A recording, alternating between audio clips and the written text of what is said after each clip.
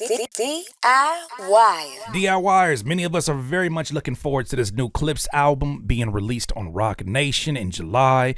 But many of us have had questions about what took the process so long, what's been going on behind the scenes. Well, today, not only do we get an interview that the Clipse did with GQ magazine, but we also get to understand sort of some of the ripple effects or the repercussions of this god-awful lawsuit by Drake and how it's actually affecting business over at UMG. If you didn't know, the Clipse were signed to Def Jam, which is underneath the umbrella of UMG. And because of some of the things, as you'll learn in this interview, that are going on with that lawsuit, it's part of the reason why we have not gotten this music earlier. And we know we could very much use this music. I was listening to Ace Trumpets the other day. Amazing, amazing, amazing song. So with that said, I'm going to pick this up a little bit deeper into the article, and I'm going to leave the link in the description. But it says, the writer says, still, it wouldn't be a Clipse album without some label woes nearly derailing the fun, even after the product was cooked to purity. The duo's lore is, of course, marked by the label politics that delayed a quick follow-up to their debut album, Lord Willing. So they've already dealt with this in the past with labels, forcing them to dominate the mixtape circuit with their seminal We Got It For Cheap series, while crafting Hell Hath No Fury with the chip on their shoulder. What happened with Let God Sort 'Em Out is less dramatic, but it's a situation with massive reverberations nonetheless. Oh boy, what happened? If you expected the album last summer, the brothers sympathize, so did they. Pusha says they felt confident, proud, and assured of themselves that they presented the music to Def Jam. When they presented the music to Def Jam, the label loved what they heard, except for Kendrick Lamar's guest verse on the thunderous Chains and Whips. Now, you may remember hearing that during the runway show that they did overseas. It was an amazing clip that had folks like, yo, what's... No pun intended. What's coming up? What y'all got? Oh, you got a Kendrick verse? What y'all got? The final version of the song that Pharrell teased at his first LV runway show, and the song Pusha says was the first to come out of their sessions. Don't be fooled by Pusha's interviews appealing for one last guest verse and the Twitter jokes that he went to a GNX tour date to physically walk Kendrick into the nearest studio. That was a joke that was circulating, and that he kept teasing that there's one more verse that they're waiting for before the project came out. And he kept teasing. Everybody thought it had to be Kendrick because of how busy Kendrick has been. But we come to find out it's not the case. He says K-Dot's verse homework had been turned in for a while now. But after a summer of beef between their two biggest artists, talking about UMG, that resulted in a still ongoing lawsuit from Drake, Def Jam's parent company, UMG, blanched at the antagonistic optics of two of Drake's biggest enemies linking on wax. So when you dice this down, UMG said, all right, with this pending lawsuit, we don't think the optics on this will look too good with Kendrick and Pusha T, who both obviously have had back and forths with Drake before. We don't think the timing of this is good. I'm a little confused at that, right? I understand what that means in terms of the lawsuit itself. But my question is, what's been going on with this stadium tour? I feel like the stadium tour that Kendrick has been on, doing the songs that have been from the beef back and forth, that seems to be a little bit more damning in terms of optics, if you ask me. When you're looking at a stadium, I just saw the Bay Area show, and when you got a whole stadium that's saying, hey, money, when you got people outside of San Francisco, did you see that? Where they're outside the stadium. And they were involving themselves, even though they didn't pay a ticket. They just wanted to hear it outside the stadium. It's odd. It's odd, but I guess the lawyers do know best. It goes on to say, Pusha calls their apprehension stupid, primarily because none of the bars in Kendrick's otherwise excellent verse could really be perceived as a shot or even subliminal. It does, however, contain the stellar line, therapy taught me how to open up. It also showed me I don't give a fuck. Can't wait to hear that. Pusha can barely contain his disgust recounting how the stalemate with Def Jam played out. They wanted me to ask Kendrick to censor his verse,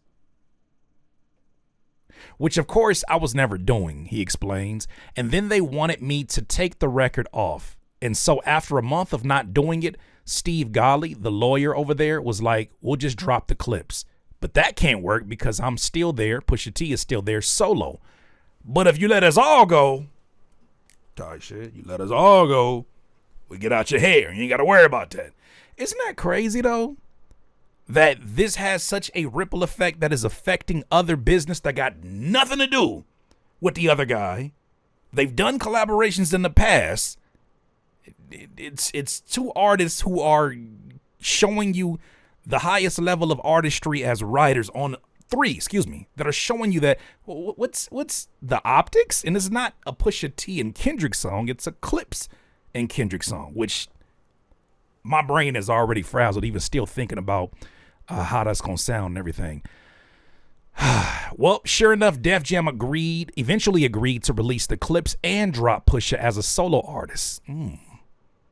See, that's interesting to me because what it makes me think is, could this be a strategic move by UMG so that it gives them more to add to their case and saying that if you want to state facts, Drake is actually costing us money. This lawsuit is costing us money. Look, we have a successful group in the Clipse who weren't able to collaborate with another artist because of such and such. I'm speculating, but I imagine in that situation that doesn't look good for the other side that's trying to show how much their reputation has been tainted and how I think they even called Not Like Us the de facto national anthem of the U.S. I've been trying my best to avoid talking about this stuff, but this one was I had to highlight this. So they dropped Pusha T, they dropped Clipse, and basically freeing the duo up to shop for a new home with the Clipse album and plenty more music in their pockets. Ultimately, Pusha says the endeavor was gratifying. It felt good to even see how other labels were buying for the project. Seeing how easy that was, and obviously he's given us a very condensed version of what happened. It probably took months and months for the stuff to go down.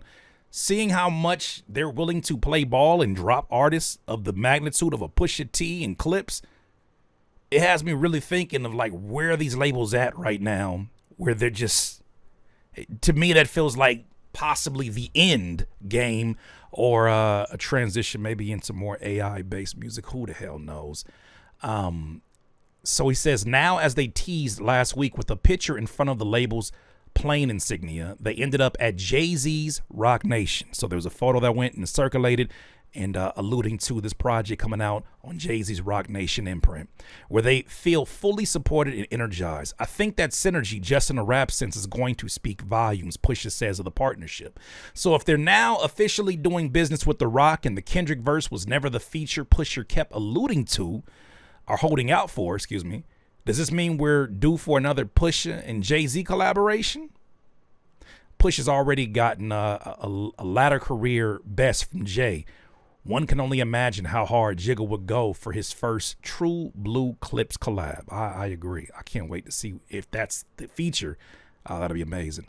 We made history a couple times, Push said with a coy smirk, referring to the two elusive Jay features he nabbed in the past. I feel like being in big business is a bigger link up than any verse. People who tend to do business over there tend to come out looking pretty damn good. Asked if Jay made his patented screw face when he heard the new music, Pusha replies, talking about the music from Clipse. Yeah, but you got that on camera already, referring to crowd shots of Jay reacting to the Pharrell LV show where Chains and Whips were playing. So that's that news. It is unfortunate to see the ripple effects of to me, such a selfish decision to sue the label after a battle didn't go your way. I don't care what you want to paint this as. It is a terrible look. It is a terrible and selfish decision that, for those who love this culture, no matter what environment it's in, this is not going to end positively if it ends in that guy's favor. That's just my opinion. Well, he goes on to talk about where he's at with things, especially with having a history with Drake. One foe who definitely isn't getting any more of Pusha's time at press time, Drake, the Sixth God, famously bowed out of their 2018 Memorial Day weekend about just as it was getting good, when Pusha forever altered the perception of diss tracks by backing his Up by backing him up with a forensic evidence like a legal investigator. Drake infamously let things fizzle out before dropping an album with lines like, "Never a matter of could I or should I, as luck would have it, I settled into my role as the good guy." Moving on, but before the events of last spring, Drake has been spending a lot of time on wax, practically begging Pusha to get back in the ring, particularly in 2023, when he made a music video wearing all of the classic Pharrell jewelry pieces that P auctioned off in intentionally swagless fashion, bragged on Travis Scott's meltdown that he would destroy those grails without a care, and claimed that he could post up in Virginia anytime on his own for All the Dogs album, where he also taunted a rapper going broke amidst a refrain of empty clips. That's so sneaky. That is such a sucker move,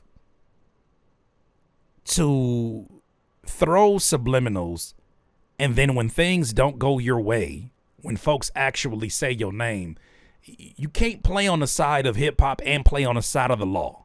Like, you gotta choose one. You gotta choose to be the innocent pop star that doesn't get involved in any of these cultural politics, that doesn't get involved into the sport, and you just back away. But trying to play both sides is that's unfortunate. In the years since they battled, Drake has done everything to complicate the good guy image he once gamely upheld. Dogs even samples the Scarface bad guy clip. Pusha heard the taunts, and much like when I asked him a similar question 3 years ago, he could not care less. I think after everything that had been done, I don't think there was ever anything subliminal to be said ever again in life. We re-listened to Story of Adidon again. You leave this man alone. You leave Mr. Pusha T alone. Not only, he said, not only just musically, like, bro, I actually was in Canada. I actually had a show and made it home. So I can't pay attention to none of that. I did the dance for real, not to come back and tiptoe around anything. So you would only ever engage again if you went full tilt? Man, I would only engage again if I felt like it. Somebody's gonna have to tell the truth, and I'm gonna tell it. So the writer is asking him, would you ever engage if he actually said your name and he wasn't being so sneaky and subliminal? He said, I'd do it if I feel like it. Now, that tells you how much his value has dropped off. Here's the last part that I want to cover. He says, so for the record, bait jobs like buying and wearing Neptune's pieces from the same era that Clipse thrived in aren't going to do the trick. Pusha says, I mean, he's always said he was a fan. So I feel like that's something a fan would do. He a fan. It wasn't like P was hurting for money and sold his jury. Pusha laughs dismissively, referring to the chains Drake bought at an auction. The hell is this, Storage Wars? Still, however assured Pusha feels in his own battles with Drake, I've wondered if it feels bittersweet to him in any way that Kendrick got the full back and forth knockout experience, whereas this was in a way cut short by label interference, Jay Prince weighing in, and Drake ultimately backing away. Pusha says, nah, I feel like everything happened the way that it was supposed to happen. Pusha says, I had my own vision and my own intent in everything that I did during that time, and I did everything I wanted to do. There was nothing I felt slighted about in watching anything last year. It was good to watch. I knew where it was going. I knew how it was going to play out, and it did. Pusha said, I did my job. And when you listen back with fresh ears, please go watch the video we just did. Story of Adidon aged beautifully. I don't know what kind of wine was in them lyrics, but it aged. Chef's kiss. There's still some things that are said in there that I, almost felt like it was warning of things to come, right? It was foreshadowing of things to come. Last part of that says, earlier when discussing Def Jam clutching their pearls over a Clipse Kendrick record, Pusha said it all reminded him too much of 2018. Weighing in on Drake and Kendrick's ongoing feud, namely Drake's decision to sue UMG over releasing Not Like Us, Pusha elaborates on what he meant. I will say this, Pusha says, admitting he's no bar approved counselor with intimate knowledge of the suit. If Drake's adamant to have a lawsuit, it's only because he knows all the things that they did to suppress everything that was happening around Adidon. Ooh, and the verses and the records and the things that were happening back then. I don't rate him no more, says Push of Drake's off-wax antics. The suit thing is bigger than some rap shit. I just don't rate you. Damn, it's like it just kind of cheapens the art of it once we gotta have real questions about suing and litigation. Like, what? For this? I agree. I agree. This is what happens when you don't take your ball and go home. This is playing out so embarrassingly. This could have went a few different ways. This is the way that it you could have seen it a mile away. How this should not play out this way. This is nothing short of embarrassing, and it continues to get more and more embarrassing as other folks are telling you, well, the only way he would know about some kind of suppression is if he himself, and I've said this many a times, has been a part of the suppression of other records, and he's seen the things that they'll do for him as being the poster child, the golden child of UMG. I said that from the very beginning. I'm like, how do you know all these things that are happening in terms of botting and all of these things that they have proven to be untrue? How do you know this is true without telling on yourself? You've dominated the game for X amount of years. How would you know this unless you had the keys to the things that you're accusing of? I don't know. Well, I'm still looking forward to this Clipse album. It's so dope to see them both out here. Man, those are my thoughts though, DIYers. How are you feeling now about this lawsuit? Has that shifted? Are you even more disgusted with it, or are you looking at it and saying it makes more sense? Leave a comment down below and let me know how you're feeling.